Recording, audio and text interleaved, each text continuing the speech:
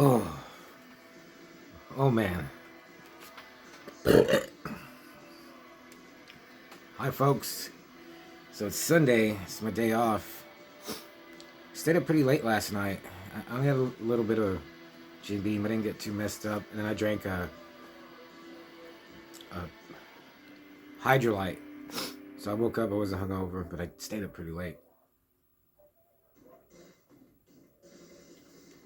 But what I really wanted to do this weekend...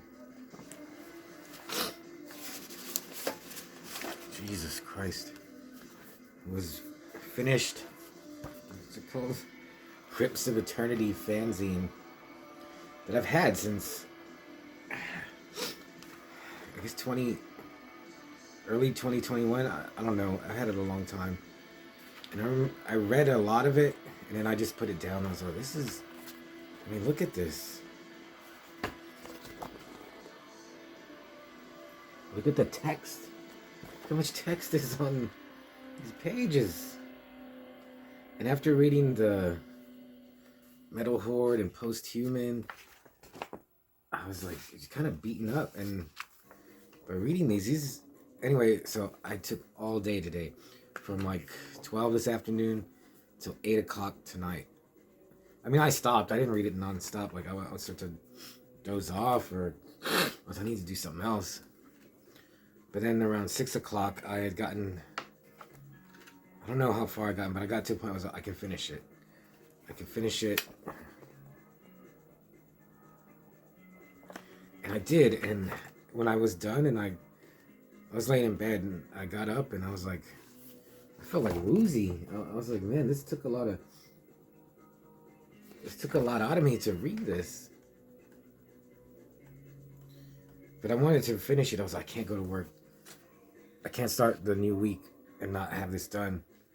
Because I have other zines that are even bigger than this. It's just kind of, it's just overwhelming, man. So I'm going to email Ricardo Lucas. He's the editor. I think this is Peruvian. A zine from Peru.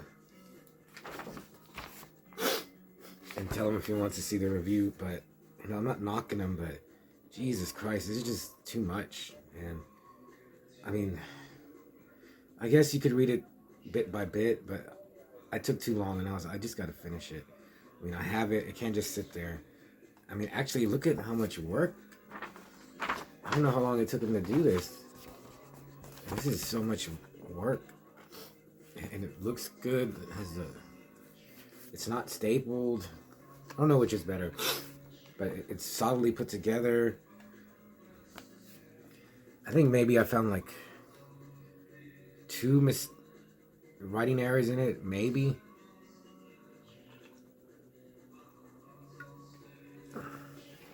So the effort he puts into doing this is just amazing. And he loves death metal, man. I mean, he has interviews, mostly bands I never heard of. Let me just open it. Like, Ataraxy. That's what they're called. Never heard of them. I can't remember if I listened to him, though. And then he's just obsessed with...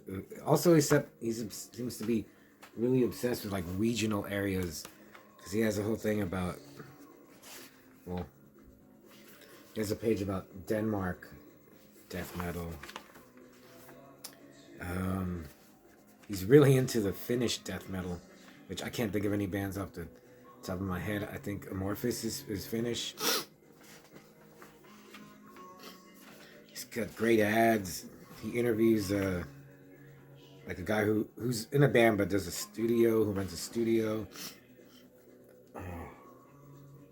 Why now my nose running? Jesus, it was fine up until right now. He likes Mexican. He likes everything, I guess.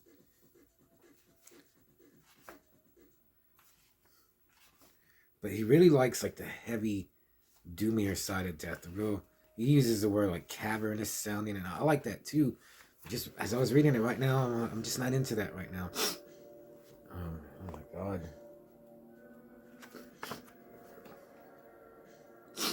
he interviews Cerebral Rot from America. That's like the one. No.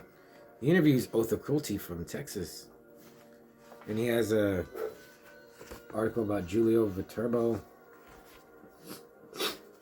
who was in Shub-Niggurath, The Chasm, Cenotaph. And he just takes so much effort and care in interviewing these bands, trying to come up with questions. But some of the interviews are so long. Some of them aren't. Some of them are like a page.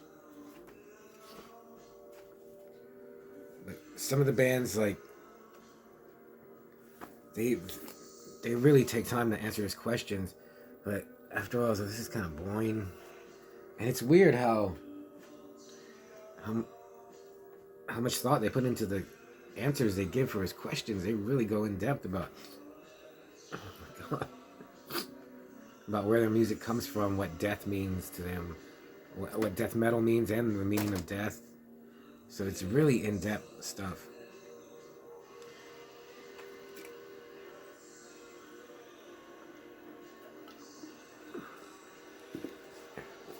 And while I was reading it, I would go to Bandcamp and put on the band that I was reading the interview of. He has like a retrospective on Angel Corpse. I remember I saw him a bunch of times. See, there was a death metal festival in Mexico called Total Death Over Mexico. This zine seems to revolve around that. He interviews a lot of the bands he interviews are bands that played that Total Death Over Mexico. I listened to Cerebral Rot, was badass. Blood-Soaked and Necrovoid, and Astriferous.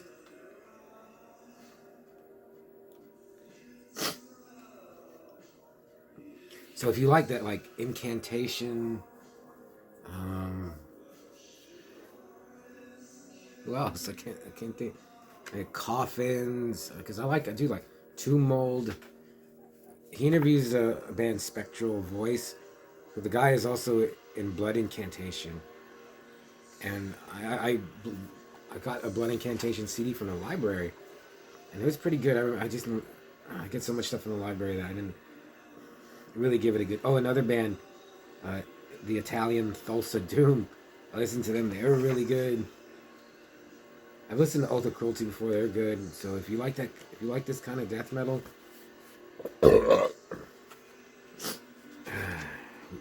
you might want to get in touch. I'll put his email. I'm gonna email him. And then while I was reading it, he has an ad for this zine called Necromaniac. Where is it now? And I was like, man, I didn't see this before. I was like, I gotta, oh my God. I need to sneeze and blow my nose, man. I'm gonna cut this one short. Dude, it just didn't, it's driving me crazy. So it's a Necromaniac zine that I'm gonna email him because I just want more zines, but it's gonna be like, look at this. Yeah, it was my fault. I took too long in reading it. I could have like read like day by day, but I was like, I need to do this. There's a Total Death Over Mexico flyer.